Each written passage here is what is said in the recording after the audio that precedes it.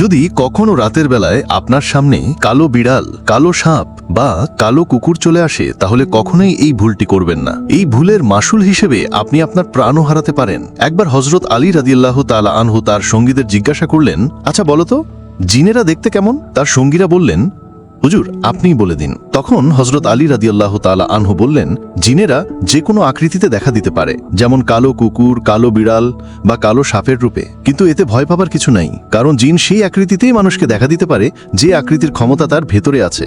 মানে যেই জিন যেই আকৃতিতে দেখা দিবে তার শক্তি ঠিক ততটুকুই থাকবে। এক হাদিসে আমাদের মহানবী হযরত মুহাম্মদ সাল্লাল্লাহু আলাইহি ওয়াসাল্লাম বলেছেন, নামাজ পড়ার সময় যদি কখনো তোমার সামনে থেকে কোনো কালো কুকুর, কালো সাপ হেঁটে যায়, তাহলে তোমার নামাজ ভেঙে যাবে। বন্ধুরা, রাতে যদি কখনো আপনারা এমন কিছু দেখতে পান, তাহলে তৎক্ষণাৎ আয়াতুল কুরসি পড়ে নেবেন। এই আয়াতুল কুরসির কারণেই পৃথিবীর কোনো অশুভ শক্তি আপনাকে স্পর্শ করতে পারবে না।